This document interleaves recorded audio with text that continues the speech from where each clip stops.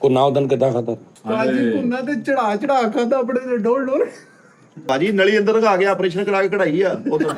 ਨਲੀ ਵੀ ਖਾਈ ਦੀ ਸਾਜੀ ਸਾਰੇ ਰਾਹ ਭਾਈ ਮਿੱਠੇ ਨੂੰ ਮੈਨੂੰ ਬੁਲਾ ਕੀ ਕਹਿੰਦੇ ਜਾਣਾ ਉਹ ਟੀ ਟਾਈਮ ਇੱਕ ਸਾਈਡ ਤੇ ਰਿਹਾ ਟਿੱਕੀਆਂ ਵੈਸੇ ਦੇ ਦੇਣੀਆਂ ਚਾਹੀਦੀਆਂ ਸੀ ਉਹ ਕੋਈ ਅਸੀਂ ਨਹੀਂ ਨਹੀਂ ਇਹ ਪਤਾ ਕੀ ਪਿੱਛੇ ਹੁੰਦਾ ਵਾ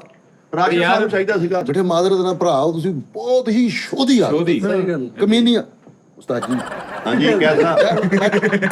ਇਹ ਸੱਚੀ ਮੁੱਚੀ ਨਾ ਕਰਿਆ ਕਰੋ। ਪ੍ਰੈਕਟੀਕਲ ਕਰਕੇ ਦਿਖਾਇਆ ਕਿ ਤੂੰ ਇੰਜ ਕਰਨਾ ਸੀ। ਜਿੱਦਾਂ ਬਿੱਲੀ ਚੂਹੇ ਨੂੰ ਪੈਂਦੇ ਕਿੱਦਾਂ ਪੈਂਦੇ ਆ ਫੌਰਨ ਉਹ ਖਾਨਦਾਨੀ ਤੇਰੀ ਸ਼ੋਅ ਦੀ ਆਦਤ ਆ। ਮੇਰੀ ਸ਼ੋਧੀ ਆ ਹਨਾ ਜੈਨਮਨ ਕਹਿਣ ਡਿਆ ਮਿੱਠੇ ਇਹ ਤੁਸੀਂ ਦਵਾਈ ਦੇ ਤੌਰ ਤੇ ਖਾਣ ਲੱਗੇ ਸੀਗੇ ਮੇਰੀ ਸ਼ੋਧੀ ਆ। ਉਹ ਤੇ ਮੈਂ ਉਸਤਾਦ ਤੂੰ ਮੈਨੂੰ ਉਸਤਾਦ ਮੈਨੂੰ ਜ਼ਹਿਰ ਦੇਵੇ ਮੈਂ ਉਹ ਗੱਲ ਇਹ ਤੇ ਫੇਰ ਟਿੱਕੀ ਆ। ਮੈਂ ਤੁਹਾਨੂੰ ਇੱਕ ਗੱਲ ਦੱਸਾਂ ਜਿਹੜਾ ਭਾਈ ਰਾਜਦਾਨ ਟਿੱਕੀਆਂ ਦਾ ਉਹਨੂੰ ਹਰ ਜੁਰਮ ਦੀ ਸਜ਼ਾ ਮਾਫ ਹੋਣੀ ਆ ਸਾਡਾ ਹਾ ਜੁਰਮ ਨਹੀਂ ਮਾਫ ਹੋਣਾ ਉਹਨੇ ਸਾਡੇ ਕੋਲ ਉੱਤੋਂ ਨੇਲ ਹੋਏਗਾ ਸਾਡੇ ਕੋਲ ਫੇਰ ਜਾਏਗਾ ਦੁਕਾਨ ਕਿੱਥੇ ਇਹਨਾਂ ਦੇ ਮਿਲਣੇ ਦੱਸੋ। ਮੈਂ ਨੇਲ ਤਾਂ ਨਹੀਂ ਕਰਦਾ ਉਸ ਬੰਦੇ ਨੂੰ ਯਕੀਨ ਮੰਨੋ ਕੀ ਬਦਵਾ ਦੇ ਰਿਹਾ ਨੂੰ। ਆਹੋ ਨਹੀਂ ਯਾਰ ਖੁਦਾ ਦੀ ਕਸਮ ਖਾ ਕੇ ਕਹਿੰਦਾ ਮੈਂ ਅਜ਼ੀਅਤ ਆ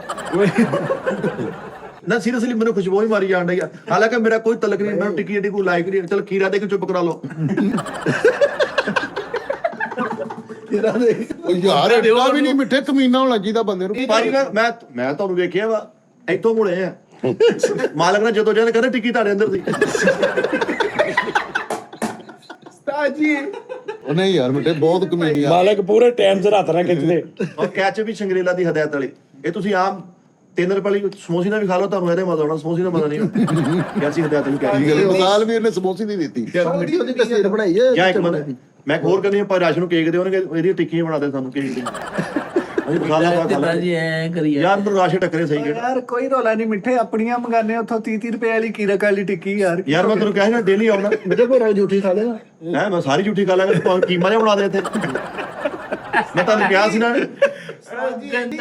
ਇੰਨੀ ਸ਼ੋਧੀ ਤਬੀਅਤ ਆ ਸੱਚੀ ਮੁੱਚੀ ਅੱਧੀ ਦਰਜਨ ਕੇਲੇ ਲੈਣਗੇ ਤੇ ਉਹਨੇ 6 ਦਿੱਤੇ ਕਹਿੰਦਾ ਨਹੀਂ ਮੈਂ ਇਹਨਾਂ ਦੀ ਵੀ ਅੱਧੀ ਦਰਜਨ ਮੰਗੀ ਆ ਉਹ ਕੱਟ ਕੇ ਦੇ ਮੈਨੂੰ ਤਬੀਅਤ ਦਾ ਵੀ ਖਿਆਲ ਰੱਖੋ ਸਾਜੀ ਉਹ ਕੋਈ ਇਸ਼ੂ ਨਹੀਂ ਹੈ ਖਾਓ ਲੇਕਿਨ ਤੁਹਾਡੀ ਤਬੀਅਤ ਖਰਾਬ ਹੋ ਜਾਂਦੀ ਬਾਅਦ ਫਿਰ ਤੁਸੀਂ ਕਹਿਣਾ ਮੇਰੇ ਵਾਈਟ ਸ਼ੈਲ ਘਟ ਗਏ ਨੇ। ਚਲੋ ਤੁਸੀਂ ਆਪਣੀ ਤਾਂ ਨਹੀਂ ਰੱਖਣਾ ਸਾਡੀ ਦਾ ਖਿਆਲ ਰੱਖੋ ਸਾਡੀ ਖਰਾਬ ਹੋ ਮੈਂ ਹੀ ਲੈਣ ਜਾਂਦਾ ਹੁੰਦਾ ਸਾਜੀ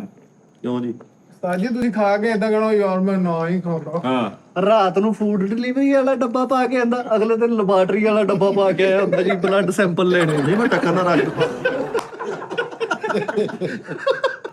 ਉੱਥੇ ਬੈਠਾ ਹੁੰਦਾ ਵਿਚਾਰਾ ਕਹਿੰਦਾ ਉਸਤਾਦ ਜੀ ਉੱਠ ਗਏ ਉਹ ਥੱਲੇ ਵਾਲਾ ਡੱਬਾ ਪੁੱਛ ਰਿਹਾ ਹੁੰਦਾ ਕੀ ਖਾਣਾ ਉੱਤੇ ਵਾਲਾ ਡੱਬਾ ਪੁੱਛ ਰਿਹਾ ਹੁੰਦਾ ਕੀ ਖਾਦਾ